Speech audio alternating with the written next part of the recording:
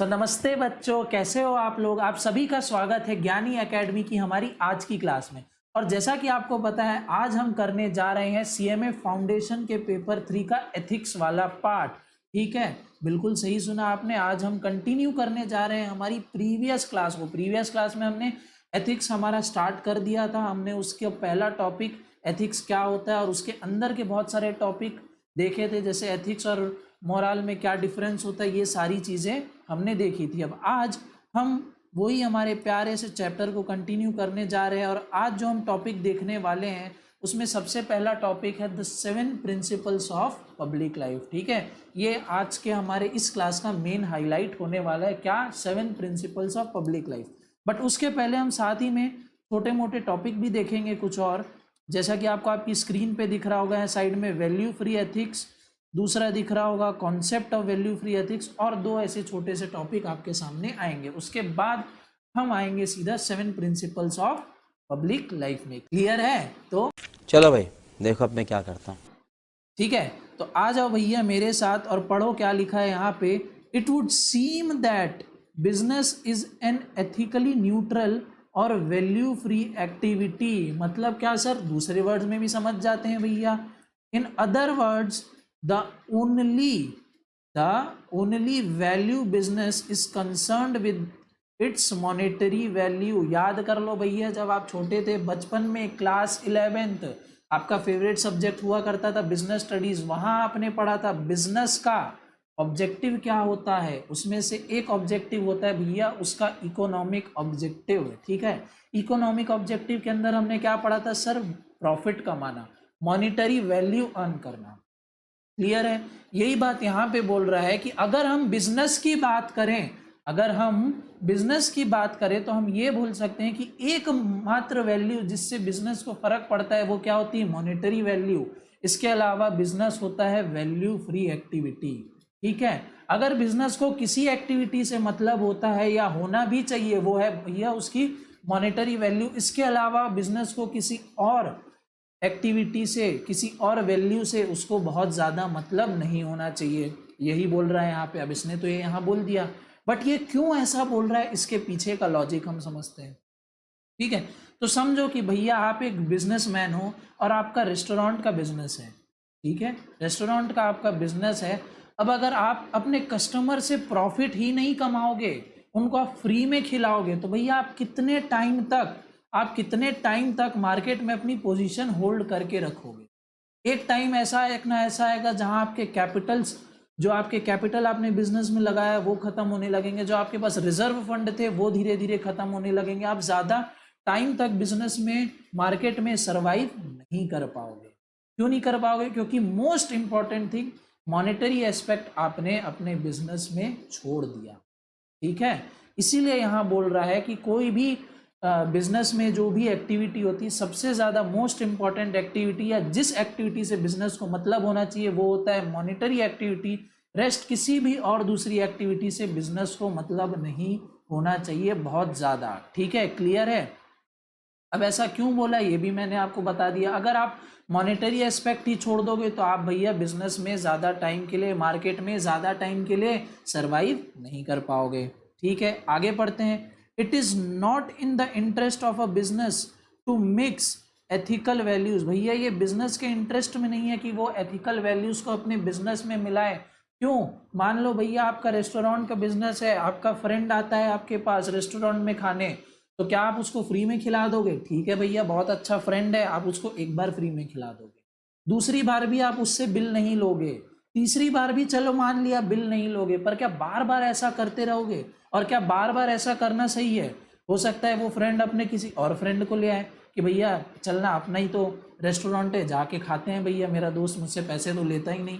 वो हो सकता है दूसरा तीसरे दोस्त को ले आए।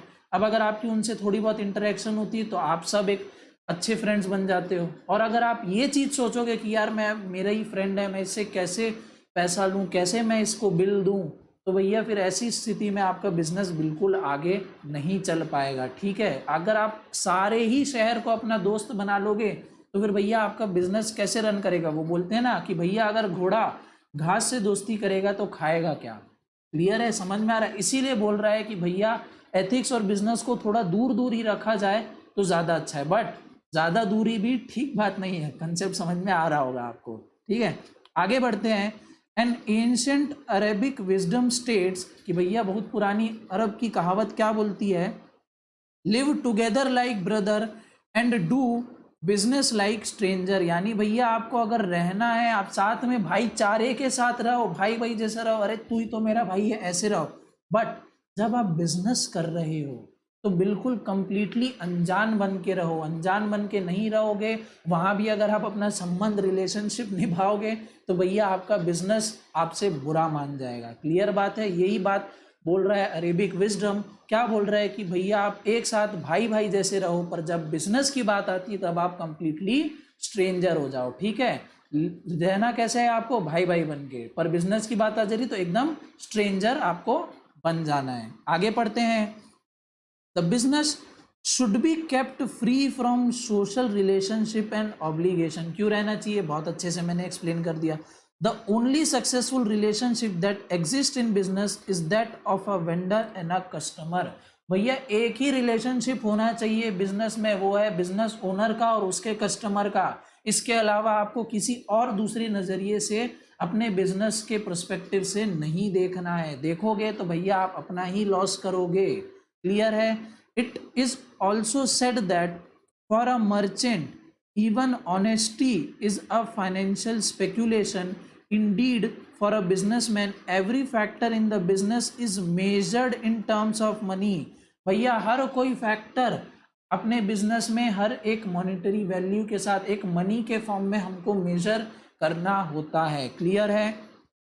The instability that we see in the stock market is a clear example of speculative nature of a business which is directly proportional to the prevailing attitude of the people. तो इसमें बस सिंपल सी इतनी बात बता रहा है, जैसे हम स्टॉक मार्केट में देखते हैं, ठीक है, कभी भी शेयर बाजार ऊपर चले आता है, कभी भी शेयर बाजार नीचे हो जाता है। तो ये ऐसा होता क्यों है, ठीक है। स्पेक्यूलेटिव नेचर ऑफ बिजनेस जो हम बात कर रहे हैं, ये रहा यहाँ पे speculative nature of a business. ये किससे, ये डायरेक्टली प्रोपोर्शनल है prevailing to the attitude of the people के एटीट्यूड पे ये स्पेक्यूलेटिव बिजनेस डिपेंड करता है। कभी भी डिमांड बढ़ जाती है, कभी भी सप्लाई कम हो जाती है, कभी भी सप्लाई बढ़ जाती है, डिमांड कम हो जाती है। बहुत सिंपल सा कॉन्सेप्ट इसके पीछे लगता है। तो हमको भैया हमारे बिजनेस को वैल्यू फ्री एथिक्स रख के चलना है। जिस चीज़ से हमको मतलब होना चाहिए वो है भैया मॉनेटरी वैल्यू। उसके अलावा और बाकी चीज़ों से हमको बिजनेस में मतलब नहीं होना चाहिए। अरेबिक कहावत क्या बोलती है, ये बोलती है कि भैया जब भी तुम एक दूसरे के साथ रहो, भाई भाई की तरह रहो, पर जब भी तुम बिजनेस के टर्म्स में बात कर रहे हो तो कंप्लीटली स्ट्रेंजर बन के बात करो। इतना सब कुछ चीज़ हमने सीखा है इस पर्टिकुलर पैराग्राफ से, जिसकी हेडिंग क्या है sir, value free ethics. Clear है। दूसरा टॉपिक हमारे पास आ जाता है भैया concept of value free ethics का। कुछ खास ज़्यादा इसमें बात नहीं की गई है, जो एग्ज़ाम से भी भैया उतनी मुझे नहीं लगता कि बहुत ज़्यादा रिलेवेंट है। तो इस टॉपिक को भैया हम पूरा इग्नोर कर सकते हैं। हाँ, जो रेड में मार्क है वो आप बिल्कुल अच्छी तरीके से पढ़ सकते हैं। भैया बाबा, क्या नाम है इनका, लुडविग, इनका भैया नाम आपसे पूछ सकता है, जिनको क्या बोला जाता है, also known as father of Australian school of economics, ठीक है।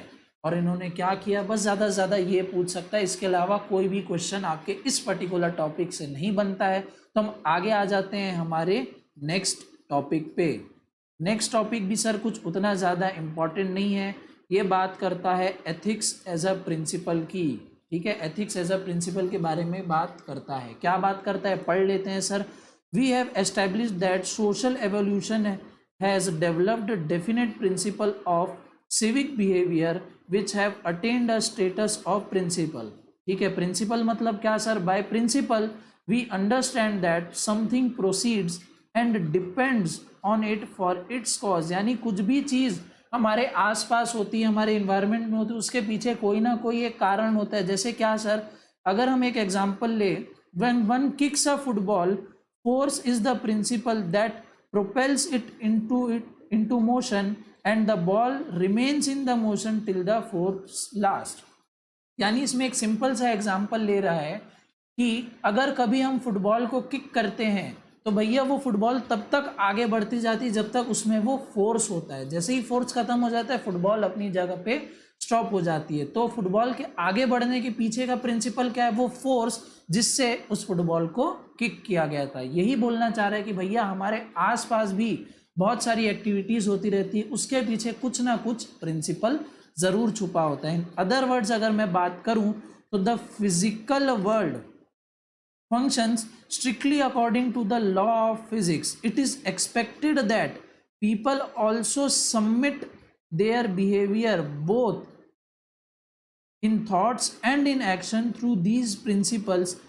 An action is valid as long as it reflects the principle, just as the speed of moving ball depend on the force it receives. ठीक है, कुछ बहुत ज़्यादा important बात इसमें नहीं बोल रहा है, बस इसमें यही बोल रहा है कि भैया हम ये एक्सपेक्ट करते हैं पीपल से कि भैया वो अपने बिहेवियर, अपने थॉट्स, अपने एक्शंस को इन्हीं प्रिंसिपल के द्वारा गाइड करते हुए चले। An action is valid as long as it reflects the principle. एक एक्शन, कोई भी एक्शन अगर हम कर रहे हैं वो तब तक के लिए वैलिड है जब उसके पीछे ठोस प्रिंसिपल हो उसके पीछे। एग्जाम्पल सर सिंपल ले लो, प्रीवियस क्लास का एग्जाम्पल, किसी को मारना, किलिंग समवन सर, अगर उसके पीछे आपके प्रिंसिपल बहुत खराब हैं, आपकी गलत इंटेंशन है, तो वो काम अनएथिकल हो जाता है। अगर आप बॉर्डर पे है और आप एनिमी से लड़ रहे हैं और उस दौरान आप किसी को मार देते हैं, तो भैया उसके पीछे आपके पास एक स्ट्रांग प्रिंसिपल खड़ा है, तब वो चीज़ वैलिड हो जाती है, तब वो चीज़ एथिकल हो जाती है। ठीक है, यही बोलना चाह रहा है यहाँ पे। आगे देखते हैं और क्या बोल रहा है। All moral actions are directed towards their object, the good, which is the principle of all happiness. This is not only the sole purpose of our existence, but our coexistence with other as well. We cannot be happy, भैया हम खुश नहीं रह सकते अकेले, we can only be happy together. ठीक है, the universal idea of good is applied to individual instances. Individual are good in their own particular way and they are good in so far as they share the essence of goodness. The universal good is a pure idea.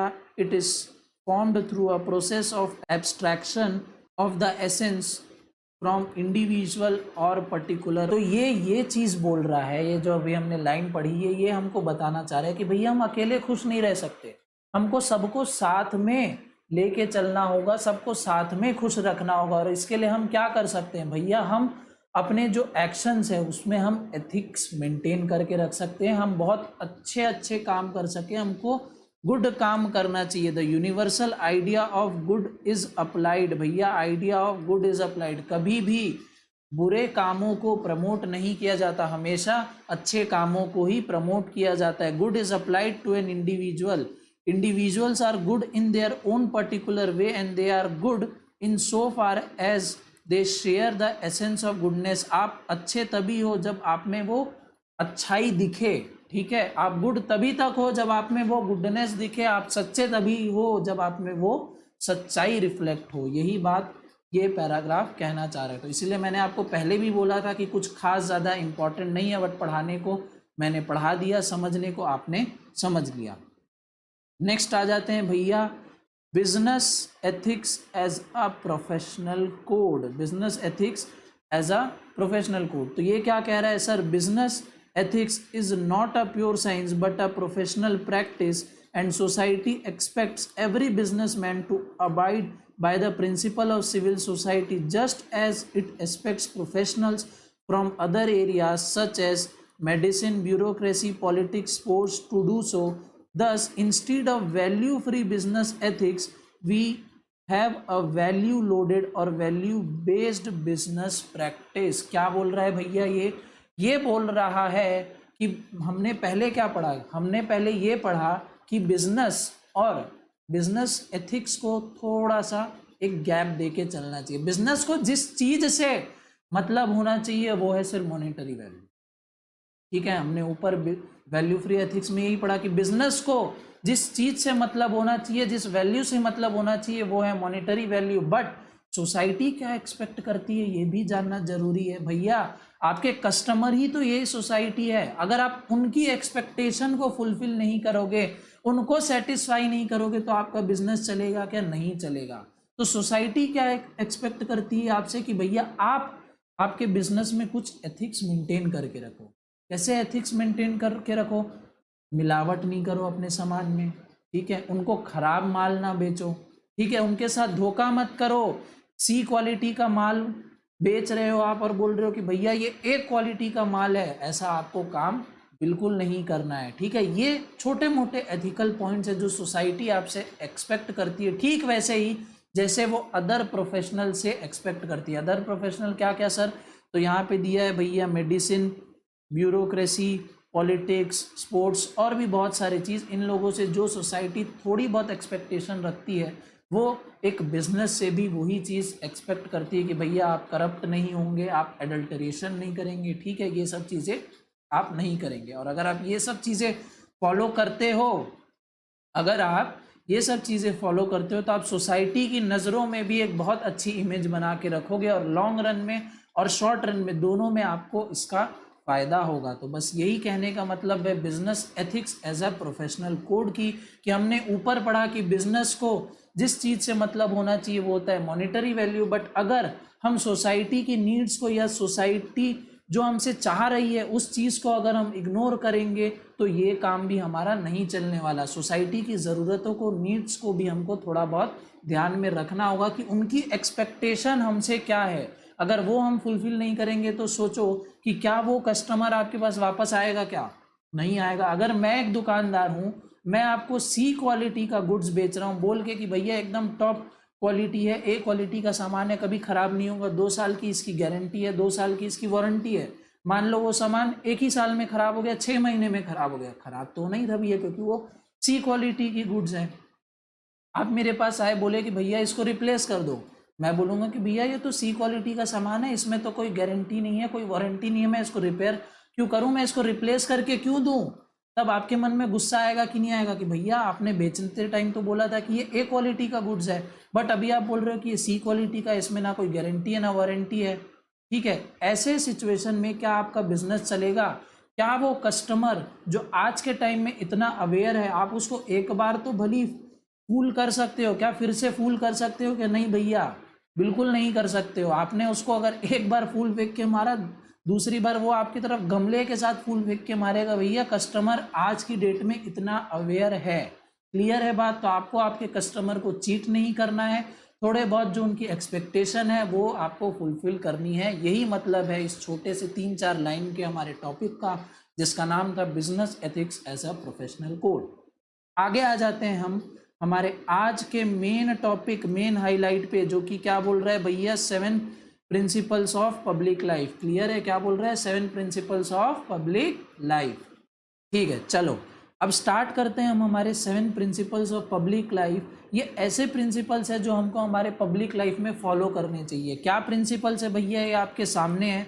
Principle number 1 selflessness, openness, ऐसे ऐसे करके accountability, integrity, leadership, objectivity, honesty. एक बार में याद तो आपको होने नहीं वाला, इसीलिए आपकी हेल्प करने के लिए मैं आपको दे रहा हूँ इस चैप्टर का आपका दूसरा ज्ञान मंत्र, जो कि है आपका फ्रेंड। कौन है सर आपका फ्रेंड? आपका फ्रेंड है SOHAIL,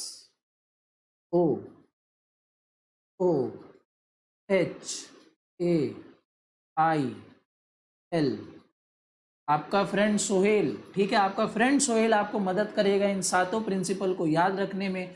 कैसे भैया? तो S फॉर सेल्फनेसनेस, O फॉर हो गया ओपननेस, O फॉर हो गया ऑब्जेक्टिविटी, H फॉर हो गया ऑनेस्टी, A फॉर हो गया अकाउंटेबिलिटी, I फॉर हो गया इंटीग्रिटी, L फॉर हो गया लीडरशिप। एक बार और रिपीट कर दो भैया। S फॉर हो गया सेल्फनेसनेस, O फॉर हो गया भैया openness, O for objectivity, H for honesty, A for accountability, I for integrity, L for leadership. हो गया ना भैया? आप सोहेल से आपको याद, तो ये है आपका ज्ञान मंत्र 7 प्रिंसिपल ऑफ पब्लिक लाइफ को याद करने का। क्या? सोहेल, SOOHAIL। अब भैया ये है क्या, इसको समझ लेते हैं।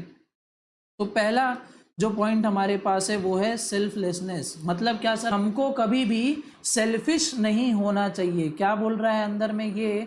Holders of public office should take decision solely in terms of public interest. यानी अगर कोई पर्सन है जो पब्लिक ऑफिस में बैठा है, जिसको पब्लिक को मैनेज करने की रिस्पॉन्सिबिलिटी है, उसको पब्लिक के इंटरेस्ट में डिसीजंस लेने चाहिए, ना कि खुद के सेल्फ इंटरेस्ट में। जैसे पॉलिटिशियंस, भैया वो जिस कुर्सी पे बैठे हैं, जिस गद्दी पे बैठे हैं, किसके लिए बैठे हैं? पब्लिक के लिए बैठे हैं कि अपने पर्सनल फायदे के लिए बैठे हैं? सर पब्लिक के लिए बैठे हैं, तो उनको डिसीजन किसके लिए लेना चाहिए? उनको पब्लिक के लिए लेना चाहिए। उनको सेल्फिश होके अपने लिए कोई भी डिसीजन नहीं लेना चाहिए। यही बोल रहे हैं सेल्फनेसनेस में। आगे पढ़ लेते, they should not do so in order to gain financial or other material benefit for themselves, their family or their friends. भैया उनको कुछ भी ऐसा डिसीजन नहीं लेना चाहिए जिससे उनको मॉनेटरी फायदा हो, मटेरियल बेनिफिट हो, चाहे उनको हो या उनके परिवार को। उनको ऐसे डिसीजन लेने चाहिए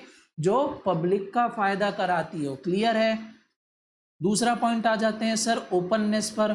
ओपननेस क्या बोल रहे हैं sir? Holders of public office should be as open as possible about all the decisions and action that they take. They should give reasons for their decisions and restrict information only when a wider public interest clearly demands। यानी भैया जो भी public office में कोई person बैठा है, उसको क्या करना चाहिए? उसको अपने डिसीजन ओपन रखना चाहिए, पब्लिक के सामने अपने डिसीजंस अच्छी तरीके से रखना चाहिए, कोई चीज़ छुपा के नहीं रखनी चाहिए। हाँ, अगर कोई ऐसी इंफॉर्मेशन है, कोई ऐसा डिसीजन है, कोई ऐसा एक्शन है जो बहुत ही ज़्यादा क्लासिफाइड है, तब उस केस में आपको कितना पब्लिक को रिवील करना है, ये इस चीज़ की आपको अच्छी तरीके से समझ होनी चाहिए। ठीक है, जैसे आपको पता होगा इंडिया ने पाकिस्तान के ऊपर सर्जिकल स्ट्राइक की। इसका अंदाज़ा हमको थोड़ा बहुत तो था कि यार इंडिया कुछ ना कुछ एक्शन लेगा, बट क्या एक्शन लेगा ये आपको पता था क्या? नहीं पता था सर। क्या होने वाला है आपको पता था क्या? नहीं पता था। फिर हमने एयर स्ट्राइक की। अगर हम पहले से ही अनाउंस कर देते कि भैया हम एयर स्ट्राइक करेंगे या सर्जिकल स्ट्राइक करेंगे, तो सोचो क्या वो चीज़ कभी एग्जीक्यूट हो पाती? नहीं हो पाती सर। हमारा एनिमी जो है उसके लिए पहले से ही प्रिपेयर हो जाता। इसीलिए यहाँ पे बोल रहे हैं कि हमको हमारे डिसीजन के लिए ओपन रहना चाहिए।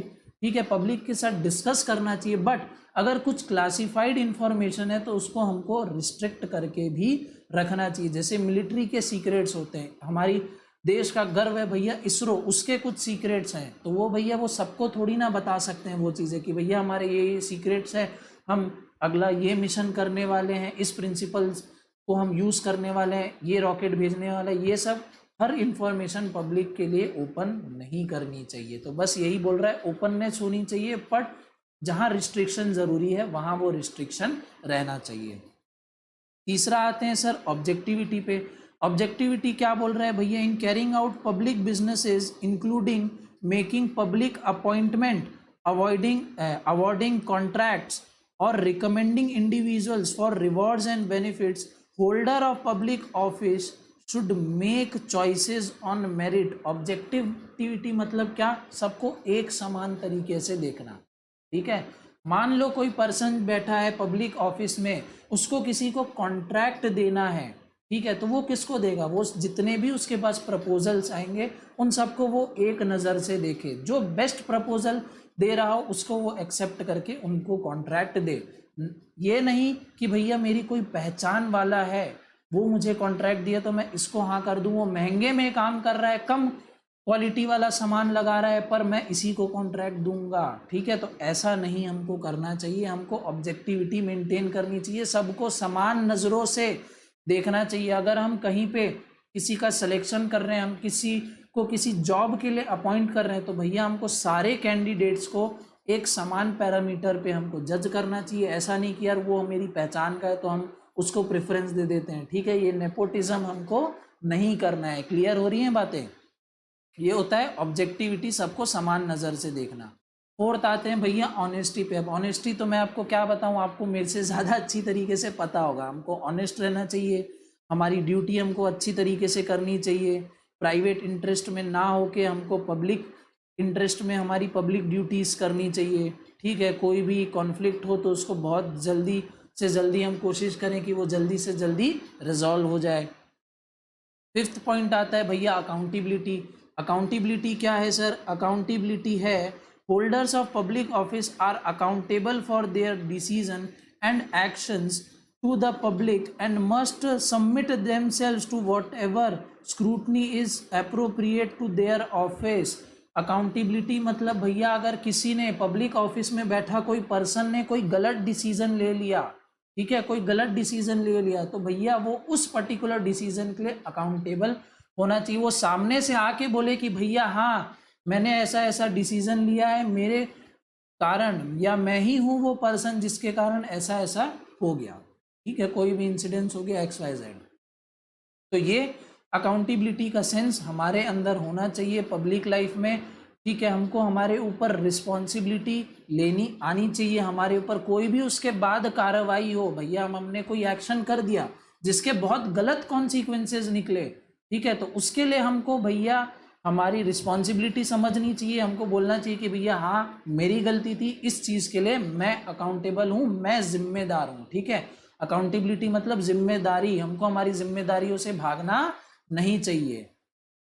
फिर आ जाता है भैया 6th इंटीग्रिटी।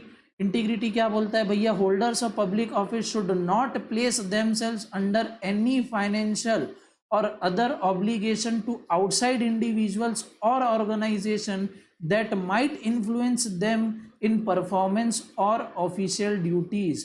मतलब भैया होल्डर ऑफ पब्लिक ऑफिस का जो भी पर्सन है उसको किसी बाहरी इंडिविजुअल से किसी भी प्रकार का कोई भी फाइनेंशियल रिलेशन या कोई भी अदर काइंड ऑफ ऑब्लिगेशन नहीं लेना चाहिए। क्यों नहीं लेना चाहिए? क्योंकि अगर वो किसी के दबाव में आके काम करेगा तो वो उसके हिसाब से काम करेगा, ना कि अपने हिसाब से काम करेगा। हो सकता है कि अगर कोई पर्सन है जो पब्लिक ऑफिस में बैठा है, उसने किसी XYZ इंडिविजुअल से कोई लोन ले रखा हो बहुत बड़े अमाउंट का, ठीक है, कोई लोन ले रखा हो बहुत बड़े अमाउंट का। अब समझो कि भैया जो XYZ जो पर्सन है वो उस पर्सन को इन्फ्लुएंस कर सकता है कि मैं चाहता हूँ कि ऐसा ऐसा हो, तुम्हारे पास पावर है, तुम इस चीज़ को ऐसा ऐसा ही करो वरना मेरे पैसे वापस कर दो। अब भैया पब्लिक ऑफिस में जो पर्सन बैठा है उसकी भी मजबूरी है कि उसने बहुत अमाउंट का, करोड़ों लाखों करोड़ों का लोन लेके रखा है, अब वो कैसे रिपे करे।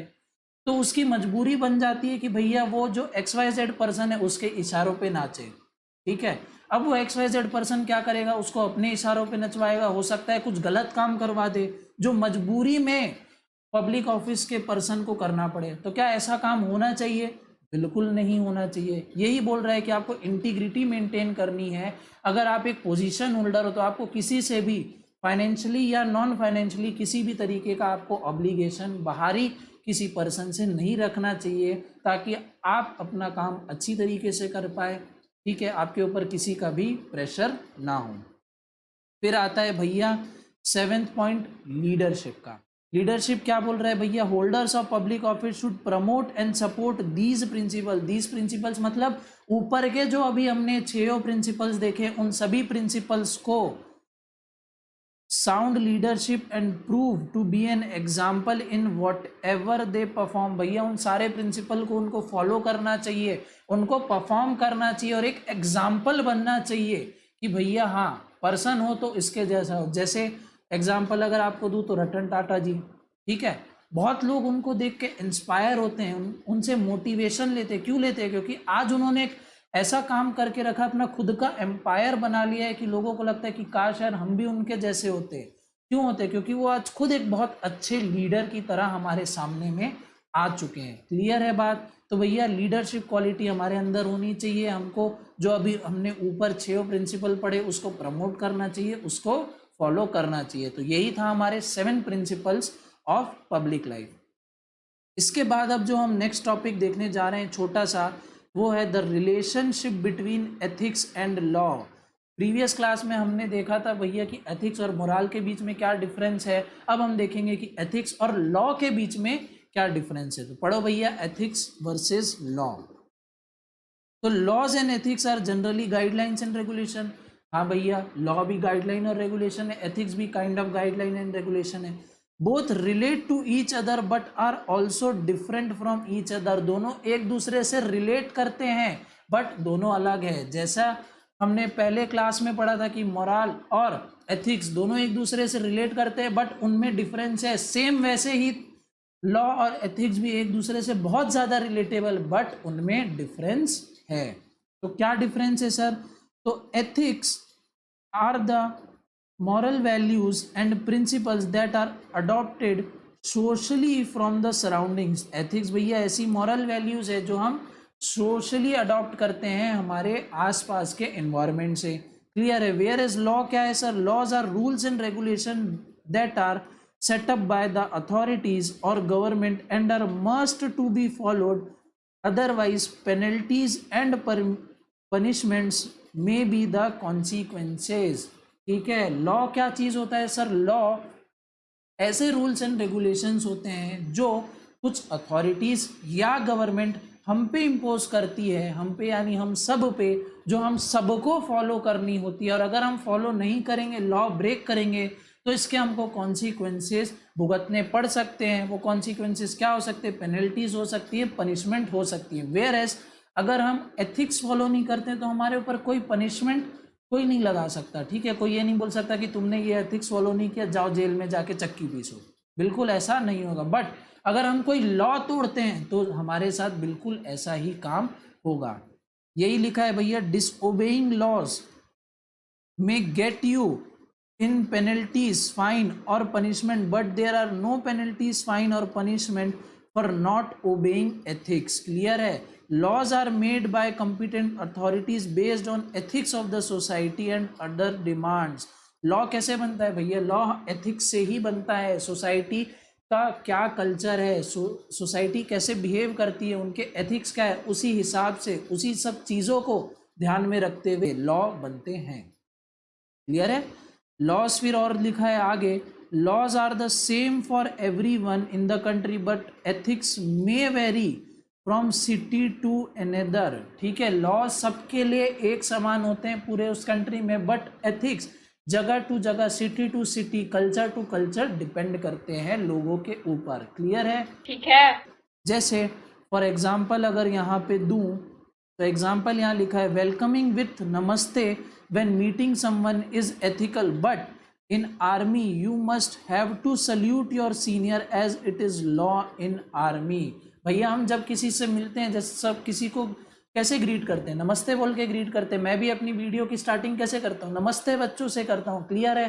पर यही आर्मी में हम एक दूसरे को कैसे ग्रीट करते हैं? जब भी हम मिलते हैं तो हम सर सल्यूट करते हैं. क्लियर है बात.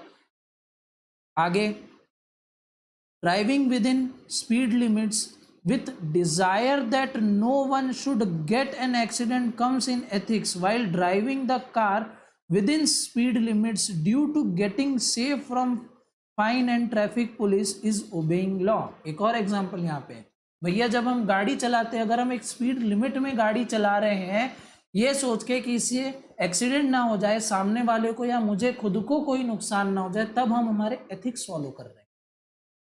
बट अगर हम ये डर से धीरे धीरे गाड़ी या स्पीड लिमिट के अंदर गाड़ी चला रहे होते हैं कि भैया ट्रैफिक पुलिस हमारा चालान ना काट दे, ठीक है, तो तब हम उस सिचुएशन में हम लॉ को फॉलो कर रहे होते हैं. हल्का सा स्लाइट डिफरेंस है एथिक्स और लॉ के बीच में. इन दो एग्जांपल से आपको अच्छी तरीके से क्लियर हो गया होगा. आगे एक लाइन क्या लिखी है यहाँ पे, समटाइम्स लॉ में allow you to do something which is legal to do but your ethics में not let you do that.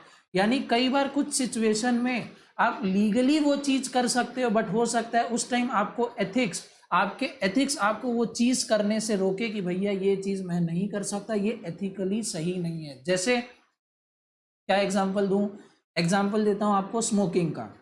एक लीगल एज के बाद आप स्मोकिंग कर सकते हो. ठीक है, ये लीगल है कि आप भैया स्मोकिंग कर सकते हो, बट आप स्मोकिंग नहीं करते हो. क्यों? क्योंकि आपको लगता है कि नहीं भैया ये गलत चीज़ है, मुझे स्मोकिंग नहीं करनी चाहिए, या मुझे अल्कोहल का कंजम्पशन नहीं करना चाहिए. दो आप लीगल हो, आपकी एक लीगल एज हो चुकी है, लॉ आपको परमिट करता है कि भैया स्पेसिफिक क्वांटिटी में एक सर्टेन एज के बाद आप अल्कोहल का कंजम्पशन कर सकते हो, बट फिर भी आप नहीं करते हो. क्यों? क्योंकि आपके अंदर से एक आवाज़ आती है. ठीक है, आपके अंदर से एक आवाज़ आती है कि नहीं भैया ये सब गलत चीज़ें हैं, ये मुझे नहीं करनी चाहिए. ये एक और डिफरेंस आपके सामने आ गया लॉ और एथिक्स के बीच में. तो इसी के साथ आज की इस क्लास को हम यहीं पे करते हैं खत्म. मैं आपसे मिलूंगा अगली क्लास में. ठीक है, और अगली क्लास में हम डिस्कस कर रहे होंगे सर एथिक्स इन बिजनेस. और इस पूरे चैप्टर को हम भैया ख़त्म कर देंगे वहीं पे, ये मेरी आपसे गारंटी है। तब तक के लिए आपको बस छोटी मोटी 2-3 चीज़ें करनी है। क्या करनी है सर? आपको आपके एथिक्स दिखाने हैं। एथिक्स कैसे दिखाओगे सर? इस वीडियो को लाइक करके, चैनल को सब्सक्राइब करके और अपने दोस्तों के साथ शेयर करके, ठीक है। मैं जाता हूँ, मिलते हैं अगली क्लास में और हम इस चैप्टर को पूरी अच्छी तरीके से कवर कर चुके हैं। तब तक तुम अपने एथिक्स दिखाओ, मैं चेक कर रहा हूँ, ठीक है। चलो, पहली बार वो कह रहे हैं कि भाई मजा आया, और मैं ये जो मजा है हिंदुस्तान के हर व्यक्ति को देना चाहता हूं।